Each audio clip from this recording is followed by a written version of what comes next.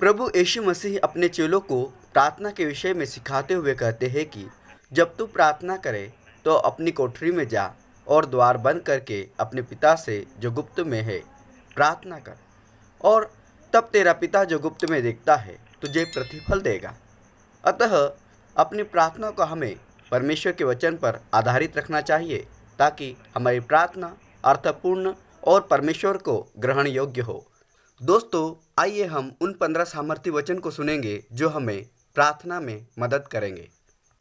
सांझ को, भोर को, दोपहर को, तीनों पहर मैं दुहाई दूंगा और कराहता रहूंगा और वह मेरा शब्द सुन लेगा। भजन संहिता 55 अध्याय 17 वचन। हे यहोवा, भोर को मेरी वाणी तुझे सुनाई देगी, मैं भोर को प्रार्थना करके तेरी बाट जोहूँगा। भजन संहिता 5 अध्याय 3 वचन।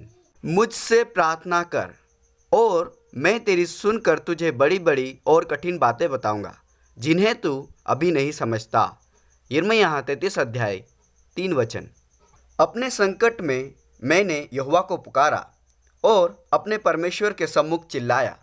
उसने मेरी बात को अपने मंदिर में से सुन लिया और मेरी दोहाई उसके कानों में पहुंची। दूसरा शमूएल 22 अध्याय 7 वचन। और संकट के दिन तू मुझे पुकार, मैं तुझे छुड़ाऊंगा और तू मेरी महिमा करने पाएगा। भजन संहिता 50 अध्याय 15 वचन।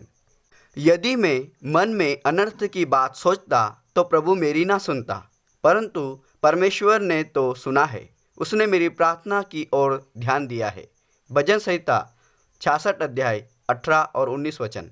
तो भी जब जब उनका चिल्लाना उसके कानों में पड़ा तब तब उसने उनके संकट पर दृष्टि की। भजन संहिता 106 का 44 वचन।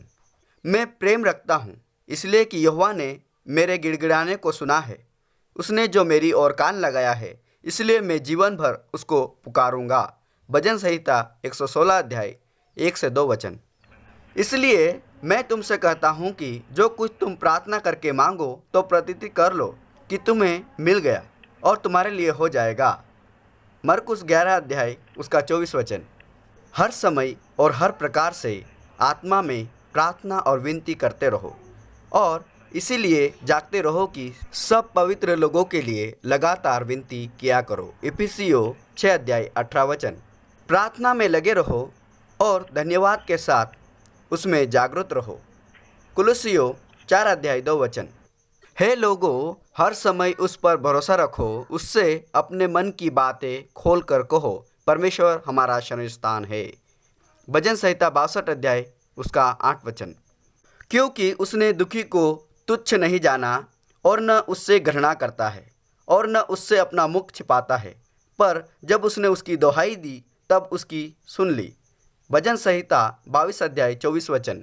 वह लाचार की प्रार्थना की ओर मुँह करता है और उनकी प्रार्थना को तुच्छ नहीं जानता। भजन संहिता 102 17 वचन।